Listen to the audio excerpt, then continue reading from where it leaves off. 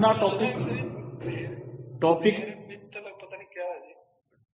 हाँ जी, तो अपना टॉपिक चल रहा था डावर, और डावर के अंदर एक साथ में क्वेश्चन आ जाता है। डावर मतलब मेहर, एक इससे जुड़ा हुआ एक क्वेश्चन साथ में पूछ लिया जाता है कि किसी विडो का जो है मेहर पेंडिंग है, ठीक है, तो क्या वो मेहर के एवज में अपनी पति की प्रॉपर्टी पर पोजेशन रख सकती है, ठीक है, क्या उसका ये अधिकार है, और क्या अगर वो पोजेशन रख सकती है तो क्या अपनी पति की प्रॉपर्टीज का कोई ट्रांजैक्शन कर सकती है क्या, ठीक है।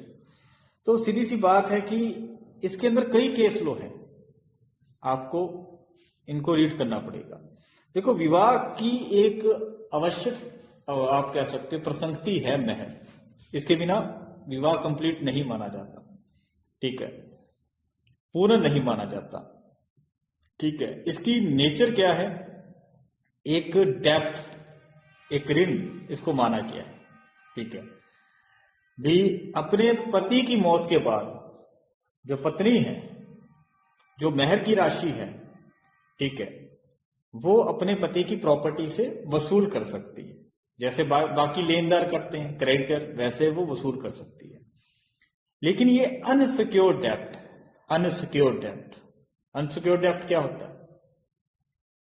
जिसके लिए कोई सिक्योरिटी ना हो, अनसिक्योर्ड डेप्ट। जैसे मॉर्गेज किया जाता है तो उसके अंदर सिक्योरिटी होती है, प्रॉपर्टी, इमूवेबल प्रॉपर्टी। प्लेज किया जाता है, गिरवी रखी जाती है कोई चीज, तो वो भी सिक्योर्ड डेप्ट है, ठीक है, पैसा मिल जाएगा, नहीं मिला तो वो चीज जो है वो बेचकर प्राप्त कर लिया जाएगा। तो ये क्या है? अनसिक्योर्ड डेप्ट, ठीक है। तो सीधी सी बात है कि आफ्टर मैरिज, आफ्टर डेथ अपने पति की, ठीक है, जो मुस्लिम लेडी है, जो विडो है, वो अपनी पति की प्रॉपर्टी पर कब्जा रख सकती है जब तक कि मेहर की राशि का भुगतान नहीं हो जाता, ठीक है। विडो पत्नी द्वारा अपने मेहर के लिए मृतक के पति की संपत्ति पर भार अधिरोपित नहीं किया जा सकता, यह केस के अंदर कहा गया था। लेकिन अब कंडीशन क्या है, ठीक है, क्या कब्जा रखा जा सकता है, या क्या प्रॉपर्टी के साथ कोई लेन देन किया जा सकता है? मैना बीवी वर्सेस बनाम चौधरी वकील अहमद, ठीक है। इसके अंदर क्या हुआ था कि क्वेश्चन राइज हुआ कि क्या एक विडो अपनी पति की प्रॉपर्टी पर कब्जा रख सकती है? क्या अगर कब्जा रख सकती है तो क्या उसके साथ कोई छेड़छाड़ कर सकती है? तो यहां पर इस फैक्ट को क्लियर किया गया। तो इसमें कहा गया था कि जो विडो है, जिसका मेहर पेंडिंग है, ठीक है, पति की मौत के बाद अपनी पति की प्रॉपर्टी पर कब्जा रख सकती है, काबिज रह सकती है, ठीक है। तो सबसे पहला जो बर्डन होता है, ठीक है, वो मेहर को ही माना जाता है प्रॉपर्टी पर। बाकी के जो बर्डन है, भार है, उनकी बारी बाद में आएगी, ठीक है। यहां तक कि जो लेनदार हैं तब तक अपनी उस प्रॉपर्टी को टच नहीं कर सकते जब तक कि विडो का जो मेहर की राशि है वो चुकता ना हो जाए, उसकी पेमेंट ना हो जाए। और दूसरी बात रही ये, क्या उत्तराधिकारी जो वारिस हैं उस प्रॉपर्टी के, तो क्या वो अपना हिस्सा ले सकते हैं या प्रॉपर्टी को प्राप्त कर सकते हैं? नहीं।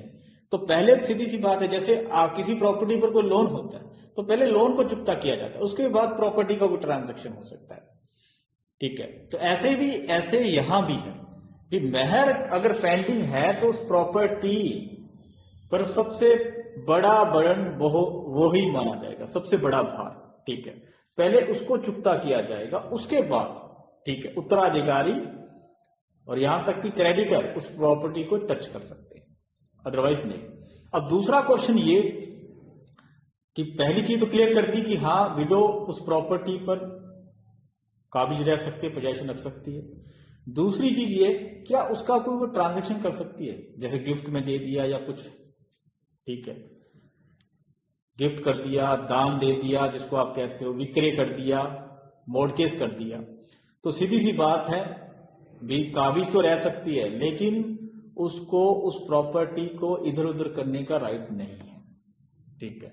ना तो वो गिफ्ट कर सकती है, ना ही आप कह सकते हो मॉर्गेज कर सकती है, ना ही उसको सेल कर सकती है। हाँ, एज ए सिक्योरिटी अपने पास उसको रख सकती है। ठीक है, तो ये था आपका टॉपिक मेहर। और उसके साथ जुड़ा हुआ एक पूछ लिया जाता है एक लाइन में साथ में कि क्या मेहर पेंडिंग हो तो क्या जो विडो है तो वो अपने पति की प्रॉपर्टी पर काबिज रह सकती है? अगर कब्जा रख सकती है तो क्या उसके साथ वो कोई लेन देन कर सकती है उस प्रॉपर्टी का, कोई सेल या मॉर्गेज? तो उसके आंसर में आपको ये लिखना होगा, ज्यादा कोई बड़ा नहीं है, शॉर्ट में ही है। ठीक है, अब उसके बाद आता है आपका टॉपिक, मेन टॉपिक। ठीक है, कि मुस्लिम लॉ के अंदर मुस्लिम पति अपनी पत्नी को तलाक दे सकता है। ठीक है, और उसके तरीके क्या है? ठीक है, क्या अपनी तलाकशुदा पत्नी के साथ वो रीमैरिज कर सकता है? अगर कर सकता है तो उसका प्रोसेस क्या है? तो उसके बारे में क्वेश्चन आता है। डाइवोर्स पर, डाइवोर्स क्या है? तो देखो, मुस्लिम लॉ के अंदर जो मैरिज है वो संस्कार ना होकर एक कॉन्ट्रैक्ट माना गया। जिस प्रकार कॉन्ट्रैक्ट को आसानी से तोड़ा जा सकता है, वैसे ही पति जब चाहे अपनी पत्नी को तलाक दे सकता है। यहां तक कि हंसी मजाक या कैसी भी अवस्था में तलाक दिया जा सकता है। ठीक है, तो स्टार्टिंग के अंदर तो ये बहुत आसान था, लेकिन मोहम्मद साहब ने इस पर कुछ अंकुश लगाए, प्रयास किया।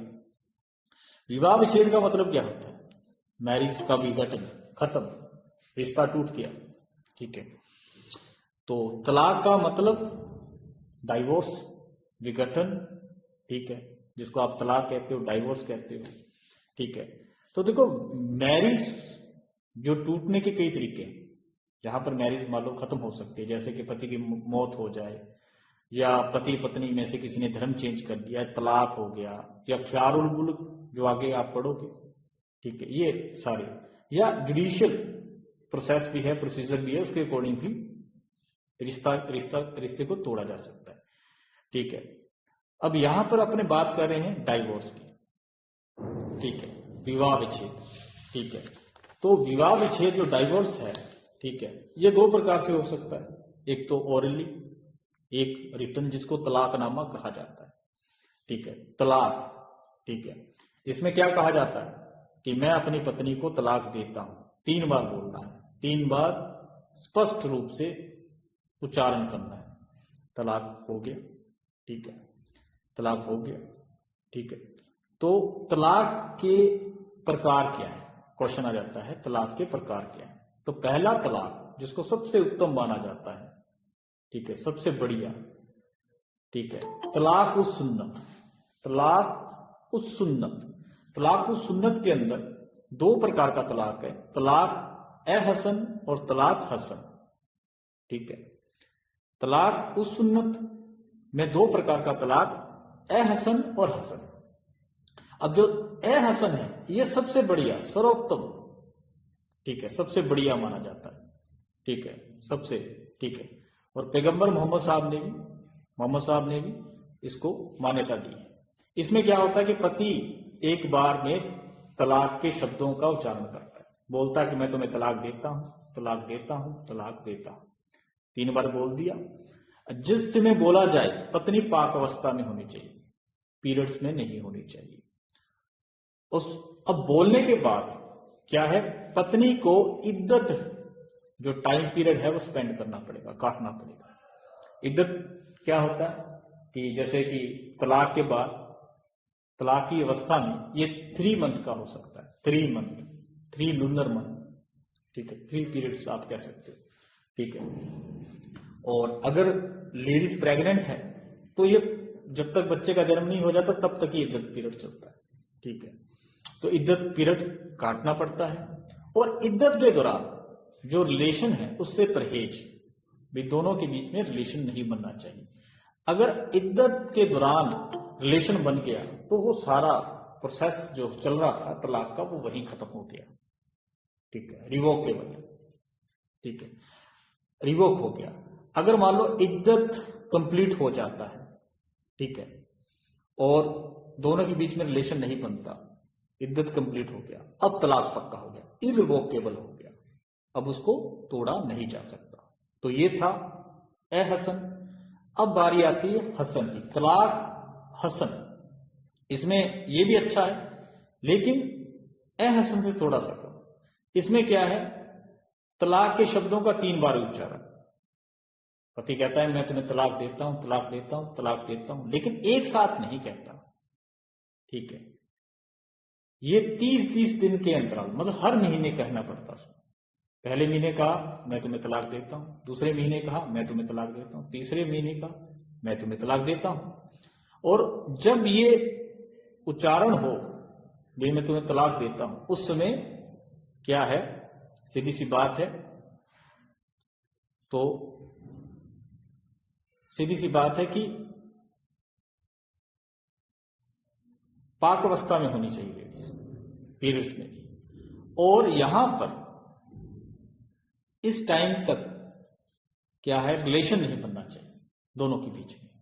अब इद्दत पीरियड ऑटोमेटिकली ऑलरेडी कंप्लीट हो गया। वे 3 मंथ थे, हर महीने बोला तलाक देता हूं, तलाक देता हूं, और इस दौरान रिलेशन प्रोहिबिटेड है, तो रिलेशन नहीं बना, तो इद्दत तो अपने आप कंप्लीट हो गया 3 मंथ। ठीक है, तो ये तलाक है हसन।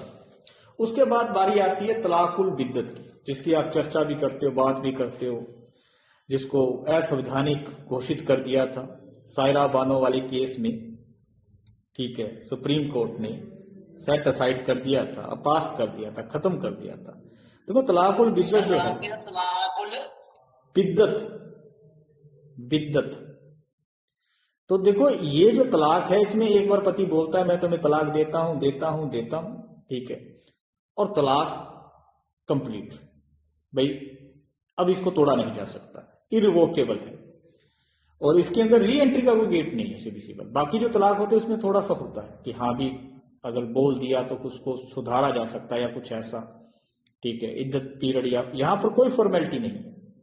ठीक है, यहां पर कोई फॉर्मेलिटी नहीं, नो इद्दत। ठीक है, तो ये सीधी सी बात है, इसका जिक्र कुरान में भी नहीं होता। ठीक है, ये बाद में बनाया गया लोगों द्वारा, चलन में आया। ठीक है, इमीडिएटली मतलब मैरिज को खत्म करना है तो एक बना लिया अपने हिसाब से। ठीक है, तो इसको सायरा बानो वाले केस में यूनियन ऑफ इंडिया 2017 में इसको सेट असाइड कर दिया, पास कर दिया, और कहा ये असंवैधानिक है। ठीक है, तो ये असंवैधानिक है, कुरान की व्यवस्था के अनुरूप भी नहीं है। ठीक है, और एकदम से ये मतलब प्रभावी हो जाता है और इरिवोकेबल है, तो मतलब ये क्रूअल्टी है एक प्रकार की, मान लो आप कह सकते हो। ये आर्टिकल 14, 21 और 25 संविधान के, इनका वॉयलेशन करता है। ठीक है, एक मनमाना एक प्रकार है, एक पक्षी है। ठीक है, लेडीज तो मतलब प्रेशर में रहेगी, एक मर्जी तलाक दे सकता है, तलाकुल बिद्दत, तो देखो सही नहीं है वो। ठीक है, क्योंकि री एंट्री का कोई गेट नहीं, तो यहां पर इसको बैन कर दिया। ठीक है, और ये दंडनीय अपराध भी है, इलीगल है एंड वॉइड है। ठीक है, और तलाक देने वाले को 3 साल तक की अवधि का कारावास एवं जुर्माना हो सकता है, होगा अगर ये कोई देगा। तलाकुल बिद्दत हुआ था। उसके बाद आता है तलाक ए तफवीज। तफवीज, तफवीज का मतलब क्या होता है, डेलीगेट करना। डेलीगेट का मतलब क्या होता है, प्रत्यायोजित। प्रत्यायोजित का मतलब क्या होता है, ट्रांसफर करना। देखो तलाक देने की पावर यहां पर पति की है। पति किसी कंडीशन पर यह पावर पत्नी को या किसी और व्यक्ति को ट्रांसफर कर सकता है। ठीक है, किसी शर्तों पर। तलाक एक तफवीज, तफवीज, तफवीज, इसको आप डेलीगेट कह सकते हैं इंग्लिश में। डेलीगेट का मतलब क्या होता है, ट्रांसफर करना। पावर पति की है, पति ने ट्रांसफर कर दी पत्नी को किसी शर्त पर, कंडीशन पर, जो इस्लाम के अकॉर्डिंग। ठीक है, जो इस्लाम के अकॉर्डिंग है। मान लो पति कहेगी अगर मैं शराब पीऊं तो मुझे तुम तलाक दे देना। ठीक है, तलाक दे देना। तो देखो यहां पर पावर पति की है, पत्नी को ट्रांसफर की जा रही है, एक कंडीशन रखी गई, लेकिन कंडीशन इस्लाम के अकॉर्डिंग है या नहीं, इस्लाम के अकॉर्डिंग, क्योंकि मद्य निषेध है इस्लाम के अंदर। तो यहां पर पति की पावर पत्नी को ट्रांसफर कर दी जाती है किसी शर्त पर, अगर मैं ऐसा करूं या ये करूं या ऐसा करूं मैं, ठीक है, तो कर देना। तो ये हो गया। एक आता है इला। इला का मतलब क्या होता है, जैसे आप किसी की शपथ लेते हो, प्रतिज्ञा करते हो कि मैं ऐसा नहीं करूंगा। कोई व्यक्ति खुदा की सौगंध खाकर ये कहता है कि वो कम से कम मिनिमम 4 महीने तक अपनी पत्नी के साथ रिलेशन नहीं बनाएगा, ठीक है, या 4 महीने, या किसी ने कह दिया मैं 2 साल तक तुम्हारे साथ रिलेशन नहीं बनाऊंगा, 5 साल तक रिलेशन नहीं बनाऊंगा, 4 महीने कम से कम, ठीक है, उसने कहा है तो मैं प्रतिज्ञा लेता हूं। तो वे पत्नी क्या करेगी, कोर्ट में जा सकती है कि साहब मेरे पति ने तो प्रतिज्ञा ले ली, ठीक है, वो कहता है कि 4 महीने तक या उससे ज्यादा टाइम तक रिलेशन नहीं बनाएगा, तो मुझे तलाक चाहिए, तो वहां से तलाक प्राप्त कर सकती है। इला मतलब इला, सौगंध खाना, प्रतिज्ञा लेना, जैसे शब्द लेते ना, मैं ये काम नहीं करूंगा, वो चीज। उसके बाद आता है जहर। जहर मतलब पॉइजन, आप जैसे आप समझते हो, जहां पर मान लो भी रहना ही जहर होगी पति के साथ, ठीक है, जैसे कि मान लो भी पति पत्नी को कंपेयर करता है, जो प्रोहिबिटेड डिग्री के अंदर लेडीज आती है उनके साथ। प्रोहिबिटेड डिग्री क्या है, जैसे कि माता, बहन, ठीक है, कि तुम मेरी माता के समान हो, मेरी सिस्टर के समान हो, ठीक है। और अगर वो इस बात का प्रायश्चित नहीं कर लेता तो पत्नी अपने पति को तलाक दे सकती। पति ने कहा कि तू मेरी माता जैसी है, मेरी बहन जैसी है, ठीक है, अगर उसने प्रायश्चित नहीं किया, इस बात का क्षमा नहीं मांगी या प्रायश्चित नहीं किया, तो सीधी सी बात है, पत्नी कहेगी मैं इसके साथ फिर क्यों एज ए वाइफ, ये अपने मुझे माता के समान मान रहा है, तो वहां पर पत्नी तलाक दे सकती। उसके बाद आता है, ये है जहर। जहर का मतलब रहना ही जहर हो गया, सीधी सी बात। उसके बाद आता है लियन। लियन का मतलब क्या होता है कि झूठा आरोप लगाना पत्नी पर, ठीक है, मिथ्या आरोप लगाना। तो इस आधार पर पत्नी पति को तलाक दे सकती है, लेकिन इसको प्रमाणित करना होगा कि अगर मान लो पति पत्नी को कहता है कि हाँ साहब कि तुम्हारा चलन ठीक नहीं है, तुम्हारे उस पुरुष के साथ संबंध है, ऐसा है, अगर झूठा आरोप लगाया है तो पत्नी क्या उसके साथ रहेगी? नहीं, ठीक है, नहीं रहेगी। हाँ, अगर सच में ऐसी कंडीशन है पत्नी की कि उसका रिलेशन है किसी के साथ, फिर पति कहता है, तो फिर इस आधार पर तलाक नहीं दिया जा सकता। अगर झूठा अनचेस्टी आप कह सकते हो, उसका आरोप लगाया गया, ठीक है, तो वहां पर पत्नी तलाक ले सकती है पति से, ठीक है, ले सकती है। उसके बाद आता है खुला। खुला का मतलब क्या होता है? खोल देना, भी मुक्त कर देना, ठीक है। तो यहां पर क्या है कि पत्नी की ओर से प्रपोजल रखा जाता है कि मुझे इस बंधन से खोल दे। कई बार क्या होता है कि पत्नी नहीं रह सकती पति के साथ, वो मुक्ति चाहती है, तो पत्नी पति के सामने रिक्वेस्ट करती है, प्रस्ताव रखती है कि मुझे इस बंधन से मुक्ति दे दे। कोई भी ऐसा ग्राउंड नहीं है, लेकिन वो कहती कि मैं साथ में नहीं रह सकती, मैं तेरे सामने एक प्रस्ताव रख रही हूं, ठीक है, और मुझे इस बंधन से मुक्त कर दे, खोल दे, खुला, ठीक है।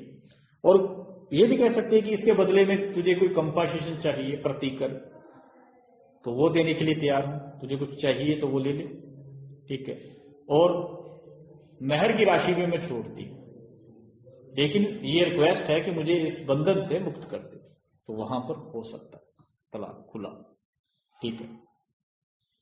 उसके बाद आता है मुबारत। मुबारत क्या है? जैसे आप पढ़ते हैं ना 13B, divorce by mutual consent, तो यहां पर भी ये है, जब तलाक पति पत्नी की पारस्परिक म्यूचुअल सहमति से दिया जाता है, ठीक है, मतलब दोनों की इच्छा है अलग अलग होने की, इसमें कोई कंपनसेशन नहीं, ठीक है, दोनों ही अलग होना चाहते हैं, ठीक है, तो यहां पर अलग हो सकते हैं बाय म्यूचुअल कंसेंट से। इसको कहा जाता है मुबारत। मुबारत का मतलब आप लगा लो म्यूचुअल कंसेंट से सेपरेशन, अलग अलग होना, ठीक है।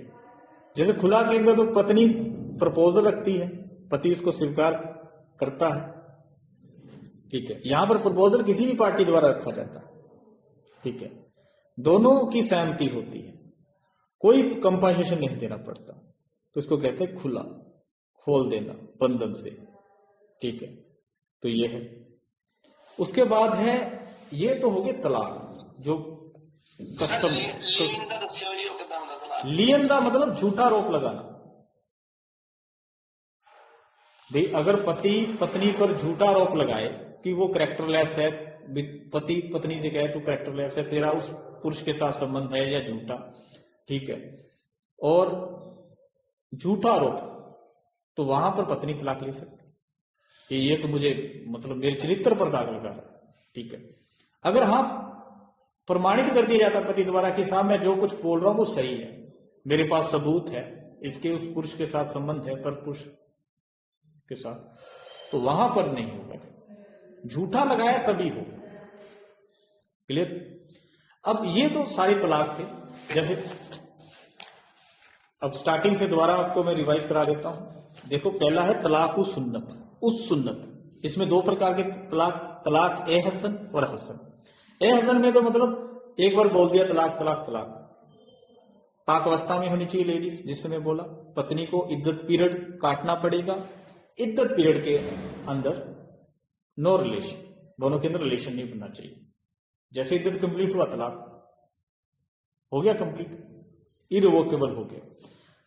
और इसमें दूसरा इसका भाग है तलाक हसन, वो था ए हसन, ये है हसन। इसमें पति बोलता है मैं तुम्हें तलाक देता हूं, लेकिन एक साथ नहीं बोलता, 30-30 दिनों का अंतराल रख के बोलता है, पहले महीने के, दूसरे के, तीसरे। इस दौरान जब भी बोले लेडीज पाक अवस्था में हो, और इन तीनों मंथ के अंदर नो रिलेशन दोनों के बीच। जैसे ही मान लो भी वो टाइम पूरा हुआ तो तलाक हो गया पक्का, इद्दत की अलग से जरूरत नहीं, कि इद्दत ऑटोमेटिकली कंप्लीट हो गया। उसके बाद है तलाकुल बिद्दत, तलाकुल बिद्दत, जिसको सायरा बानो वाले केस में सुप्रीम कोर्ट ने सेट असाइड कर दिया, अपास कर दिया, खत्म कर दिया इसको, क्योंकि ये कुरान में भी नहीं है इसका जिक्र, ये बाद में कल्चर के अंदर आया, इमीडिएट रिश्ता तोड़ने के लिए आप कह सकते हो। इसमें क्या होता था, एक बार बोला तलाक तलाक तलाक, नो फॉर्मेलिटी, नो रिवोक, मतलब ये इरिवोकेबल था, इसको तोड़ा नहीं जा सकता, तो इसको माना गया ये क्रूअल्टी है, सीरीज पर असंवैधानिक। ठीक है, तो ये दंडनीय अपराध भी घोषित कर दिया। उसके बाद है तलाक तफवीज। तफवीज का मतलब डेलीगेट करना, डेलीगेट का मतलब ट्रांसफर करना। पति अपनी तलाक की पावर पत्नी को ट्रांसफर करता है किसी शर्त पर, कि अगर मैं कुछ ऐसा करूं तो मुझे तलाक दे सकती है, लेकिन जो कंडीशन है इस्लाम के अकॉर्डिंग होनी चाहिए। और कहे कि मैं शराब पीऊं तो तलाक दे देना, इस्लाम के अकॉर्डिंग शराब पीना प्रोहिबिटेड है, मत है, सही है कंडीशन, तो ये है। इला का मतलब क्या होता है, प्रतिज्ञा लेना। भी मैं प्रतिज्ञा लेता हूं, पति कहता है कि 4 महीने कम से कम, या उससे ज्यादा भी टाइम, 2 साल, 6 महीने तक तुमसे रिलेशन नहीं बनाऊंगा, तो इस आधार पर पत्नी डिक्री प्राप्त कर सकती कोर्ट से। ठीक है, तलाक की। जहर, जहां रहना ही जहर हो जाए, मतलब पति कहे कि तू मेरी माता जैसी है, तू मेरी बहन जैसी है, तुलना उसकी किससे करता है, जो प्रोहिबिट डिग्री के अंदर जो लेडीज आती है उनसे, तो पत्नी क्या साथ में रहेगी नहीं, तो अपने पति को तलाक दे सकती है। लियन मतलब झूठा, मतलब चरित्र पर दाग लगाना, भी उस किसी के साथ रिलेशन है तुम्हारा ऐसा। ठीक है, तो उसके बाद आता है खुला। पत्नी रिक्वेस्ट करती है, प्रपोजल करती है कि मुझे इस बंधन से खोल दे, मुक्त कर दे, इसके बदले में कुछ चाहिए प्रतिकर, कंपनसेशन, तो वो देने के लिए तैयार हूं, महर की राशि छोड़ने के लिए तैयार। ठीक है, उसके बाद आता है मुबारक, दोनों की म्यूचुअल कंसेंट से जो डाइवोर्स होता है, तलाक। कोई भी प्रपोजल रख सकता है, दोनों की म्यूचुअल कंसेंट होती है, नो कंपनसेशन। ठीक है, उसके बाद आता है कि तलाकशुदा पत्नी से पुनर्विवाह, रीमैरिज। मान लो पति ने तलाक दे दिया पत्नी को, तलाक हो गया पक्का, मतलब इद्दत पीरियड कंप्लीट हो गया। ठीक है, अब उसको लगा कि हाँ ये मैंने गलत कर दिया, तलाक तो हो गया, कंप्लीट हो गया, इद्दत पीरियड कंप्लीट हो गया। ठीक है, तलाक हो गया पक्का। अब उसको लगा कि मैंने गलती कर दी है, मैं अपनी पत्नी से दोबारा से शादी करना चाहता हूं, ठीक है, तो फिर क्या इमीडिएट वो सीधा दोबारा शादी कर सकता है? तो इसका आंसर है नहीं कर सकता। तो देखो, पुनर्विवाह उसी पत्नी के साथ करने के लिए कुछ शर्तें पूरी करनी होगी, ठीक है। पहली बात तो तलाक के बाद अपनी पत्नी जो है वो इद्दत की अवधि पूरी कर ले, उसके बाद वो किसी और पुरुष के साथ विवाह करे, किसी और पुरुष के साथ। उसके बाद वे रियल में होना चाहिए, उसके बाद उस पुरुष के साथ उसका रिलेशन बनेगा, क्योंकि वो हस्बैंड है उसका, ठीक है, रिलेशन बनेगा। फिर वो जो पति है सेकंड, वो उसको तलाक देगा वॉलेंटरी। फिर तलाक के बाद वो वहां पर इद्दत काटेगी। फिर उसके बाद जो पहला पति है तलाक, वो जिसने पहले दिया था, वो रीमैरिज कर सकता है, ठीक है। लेकिन एक केस था श्रीमती सुभा अदनन समी खान वर्सेस अदनन समी खान। इसमें बंबई हाई कोर्ट द्वारा ये डिसाइड किया गया कि खुला और मुबारक तलाक में अगर पत्नी रीमैरिज उसी पति से विवाह करना चाहती है, मतलब रीमैरिज करना चाहती है, तो उसके लिए हलाला का पालन किया जाना जरूरी नहीं है। हलाला का पालन किया जाना तब आवश्यक है जब तलाक 3 बार उच्चारण द्वारा दिया जाए, ठीक है। जहां पर पति अनाउंसमेंट करे कि हाँ मैं तुम्हें तलाक देता हूं, तो इस रस्म को हलाला कहा जाता है, ठीक है, हलाला, ठीक है। रीमैरिज नहीं की जा सकती इमीडिएट, वो किसी और से शादी करेगी, वहां रिलेशन बनेगा, तलाक होगा, इद्दत कंप्लीट होगा, फिर किया जा सकता है उसके साथ मैरिज, ठीक है। तो धर्म चेंज करने का क्या नतीजा होता है? मुस्लिम जो पर्सनल लॉ है उसके अंतर्गत किसी भी पक्षकार द्वारा धर्म परिवर्तन कर दिए जाने पर विवाह अपने आप समाप्त हो जाता है। ये एक केस में कहा गया था, मनवर उल इस्लाम बनाम रिशु अरोड़ा, AIR 2014 का केस। तो ये हो गया आपका कंसेप्ट डाइवोर्स। हाँ जी, क्लियर हुआ? Yes sir. इसमें कोई कंफ्यूजन?